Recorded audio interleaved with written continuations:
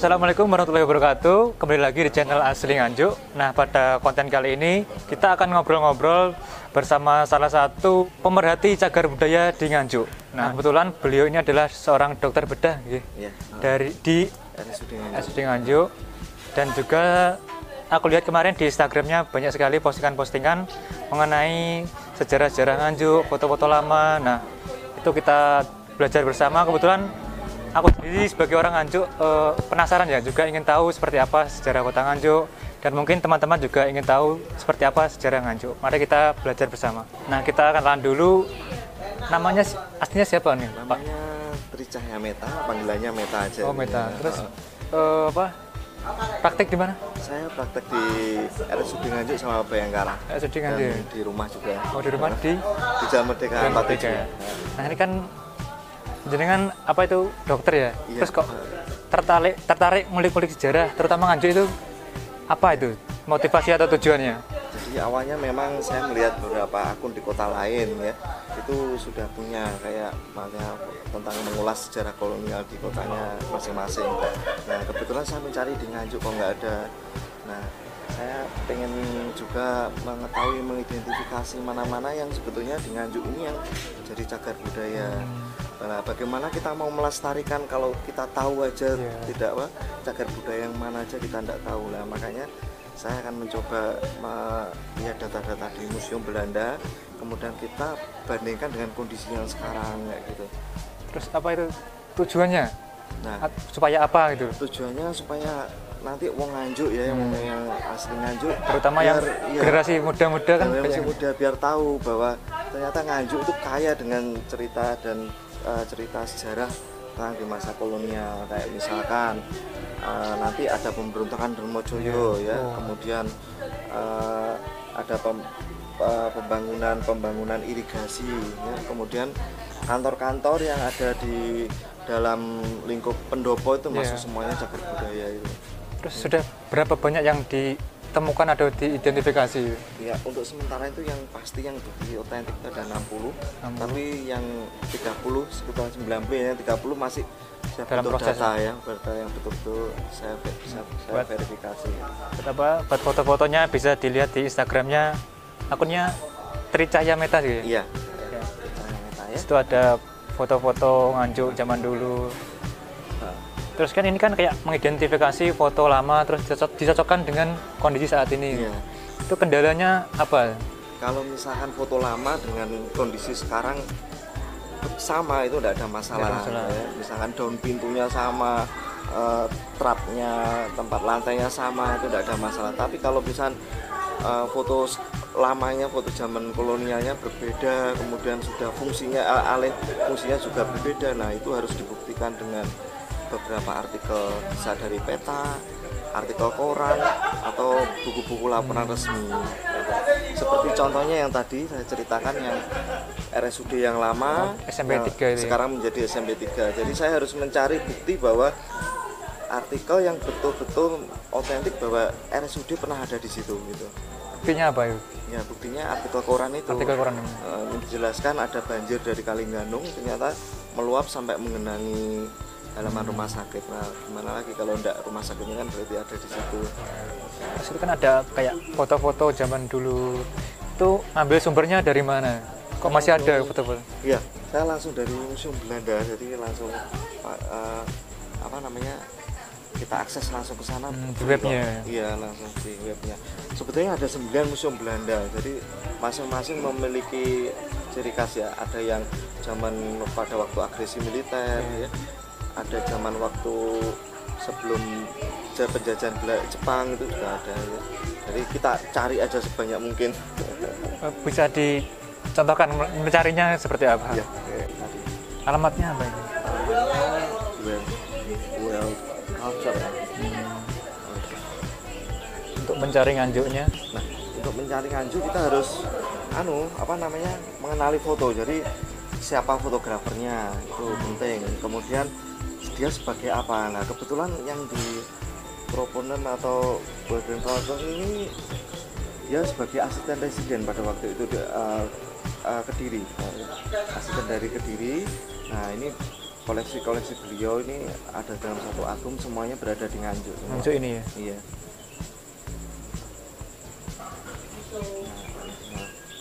Nah, dari foto-foto ini kita bandingkan dengan kondisi sekarang ya. Nah, kalau misalkan bentuknya sudah tidak sama, tidak meyakinkan ya, kita harus mencari artikel-artikel yang mendukung. Kayak pohon, kan dulu ada pohonnya besar, sekarang Iya, sekarang nggak ada ya. Jadi kayak panti asuhan yang di Ganung, nah itu juga kita harus cari artikelnya yang betul-betul mengarah dan mendukung bahwa itu adalah panti asuhan yang ada di Ganung. Mungkin ada beberapa yang menarik sejarah tentang Nganjuk yang bisa ceritakan ke teman-teman. Nah, yang menarik itu ada bangunan yang saya mencurigai itu adalah Balai Rakyat ya. Jadi bangunan ini khusus orang Belanda saja yang bisa masuk ke situ. Jadi orang Belanda di sini melihat teater, kemudian berdansa, kemudian dia itu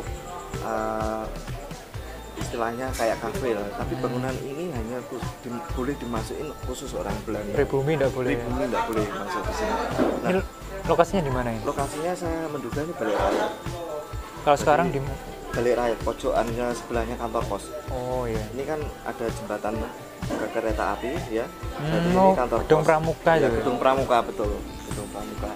Nah, anehnya dulu itu pada dijelaskan juga kalau dulu konser musik jazz di sini. Kemudian bahkan sampai Miss Ribut yang pemain opera yang terkenal pada era kolonial itu pernah main di sini. Nah, ini nanti akan saya ulas, data-datanya sudah ada. Ini masih proses ya, belum fix terbukti. Belum fix terbukti. Saya hanya menduga ya. Titiknya aja di sini. Nah, itu yang paling menarik. Palang kereta ini. Nah, betul ya Mas ya. Yo setuju nak Gedung Pramuka Rakyat ya. Nah, ini saya itu benar butuh tinggal buktinya ya. Ya kita membuktikan secara ilmiah. Secara ilmiah gitu. Ya nih, terus kemudian yang paling menarik kedua ya itu RSUD Nganjuk. Menariknya kenapa? Pada saat mencari titik lokasinya kita banyak menemukan jadi dokter-dokter siapa yang praktek di situ, kemudian berapa gajinya, kemudian tipe rumah sakitnya kira-kira kayak apa. Berarti kayak awal berdiri zaman kolonial itu kayak mungkin puskesmas rawat inap lah segitulah mungkin. Terus kemudian berapa gaji, kemudian jumlah penyakit terbanyak, nah itu akhirnya keluar semua. Gimana datanya? Itu yang saya tunjukkan tadi yang artikel tadi. Nah, itu menginspirasi saya untuk membuat sejarah RSUD Nganjuk juga nanti. Belum ya RSUD Nganjuk? Masih rencana? Masih rencana ya, masih saya sendirian. Ya, kayak gitu. Terus lagi, ada lagi mungkin yang menarik? Yang menarik lagi? Yang mungkin teman-teman juga banyak yang tidak tahu. Yang menarik lagi sebetulnya yang menakjubkan itu yang dari KITLV ya. Jadi ada bangunan saluran air yang kayaknya sederhana sih, maksudnya nggak istimewa, tapi setelah saya temukan ternyata ini luar biasa. Jadi ada saluran air yang dia itu melintasi namanya Kali Ulo, ada di Bulak Mojo di sana. Saluran airnya ini kayak biasa saja, nggak ada istimewanya. Yang menjadi istimewanya itu ya, ini kan Kali Ulo. Ya. Yang menjadi istimewanya saat Kali Ulo ini kering, air ini masih tetap bisa mengalir ke sawah. Gimana ya? Nah, kira-kira gimana? Jadi dia dibuatkan tunneling, istilahnya tunneling ke bawah, di bawahnya sungai Kali Ulo. Padahal sungai Kali Ulo itu lumayan besar. Jadi lewat bawahnya gitu air. Bawahnya iya. Teman saya ya gitu, sekarang kondisinya banyak sampah, ininya rusak. Terus kemudian ya pokoknya banyak nggak terawat ya. Jadi kalau berarti yang untuk airnya mungkin untuk yang sawah Belanda mungkin. Iya, dulu sawah Belandanya ini kan untuk menanami tebu yang pabrik gula yang di Mujangan ini. Jadi air ini yang dari ini mengalir ke sawah sekitarnya. Melewati Kali Ulo. Ya, melewati ini Kali Ulo nih. Dan ini kan ada tunnel ke sana. Oke. Kalau setelah mendapatkan data-datanya maupun dari artikel atau internet itu, apakah langsung disurvei ke sana atau gimana? Nah, betul sekali. Jadi kalau kita langsung survei ke sana pasti membuang waktu itu. Terus kita gimana membuktikan? Kalau kita pakai Google satelit yang paling penting. Jadi Google satelit kita lihat, kita curigai, kemudian kita pakai Google Street View, nanti kelihatan bangunannya mirip. Kalau nggak jelas kita harus ke sana nanti. Kalau kita langsung mencari itu rasanya nanti sia-sia, nanti kita membuang waktu di sana. Sia-sia. Kalau memang betul lokasinya di sana, apakah itu langsung ke sana untuk mengambil jepretan foto sesuai yang sama dengan foto aslinya? Ya langsung ke sana, tapi ya nggak langsung, tergantung kesibukan. Nanti kalau misalkan saya ada waktu senggang ya baru ke sana. Jadi misalkan seperti pabrik gula Lestari ya, di situ ada catatan rumah karyawan, tukang iwon ini karyawan yang paling rendah ya.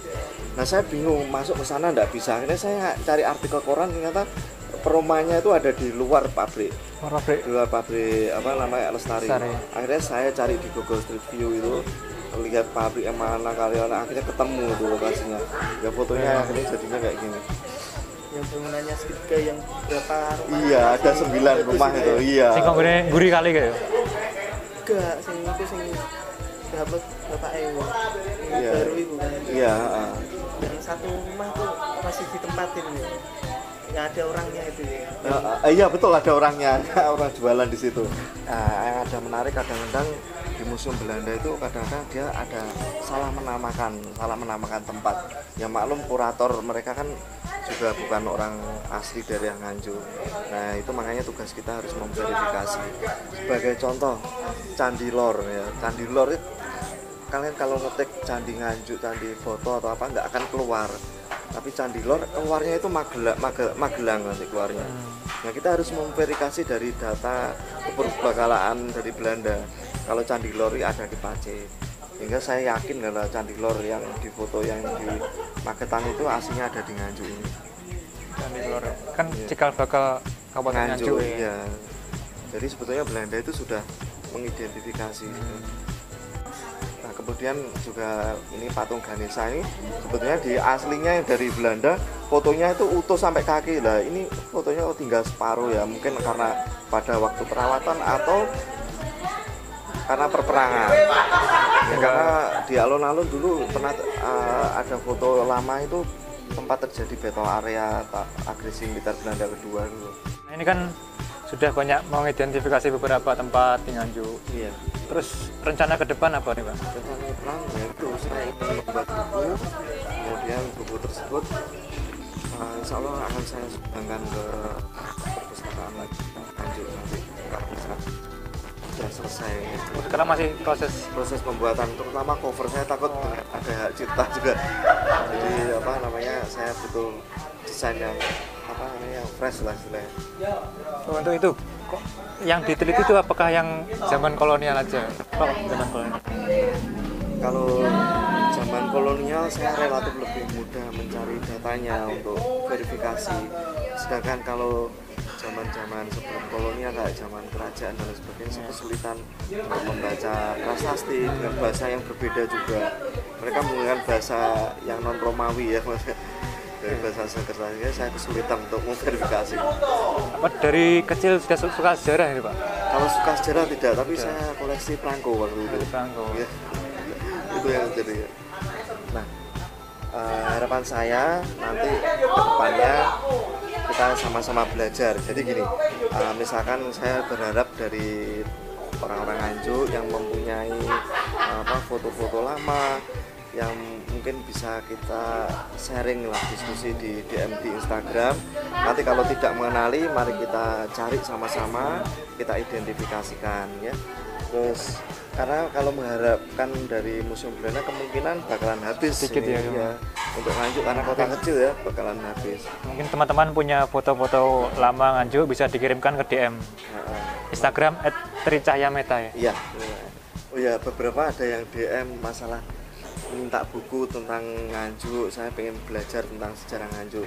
Nah, sebetulnya kalau mengenai sejarah Nganjuk itu panjang sekali. Jadi kalau artikelnya itu bahkan sampai ribuan ya, tergantung kalau pengen belajar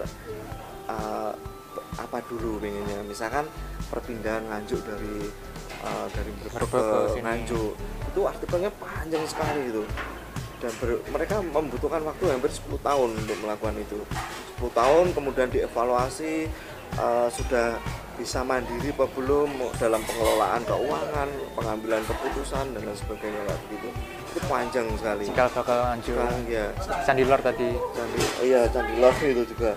Nah, yang lebih menarik lagi kayak pemberontakan Darmojoyo sepanjang Januari sampai Maret tahun 1907 itu ada 244 artikel koran gitu. Itu kalau pengen mencari tahu atau belajar kemana ya? Gampang nanti buku saya aja nanti tak tunjukin nanti linknya. Karena di sini nanti bakal panjang guys, semalam nggak sampai. Teman-teman, itu tadi sharing dan bincang-bincang kita mengenai foto-foto sejarah di Nganjuk. Mungkin bila teman-teman mau bertanya bisa bertanya ke DM Ya, Instagram ya. Instagram saya nanti. Insya Allah kalau saya bisa membantu jawab saya jawab. Kita sama-sama belajar tentang kota kita sendiri. Dan sekian konten kita kali ini. Saya ucapkan terima kasih atas waktunya. Ya, sama terima kasih. Semoga banyak. bermanfaat bagi warga Nganjuk khususnya. Terima kasih dan wassalamualaikum warahmatullahi wabarakatuh.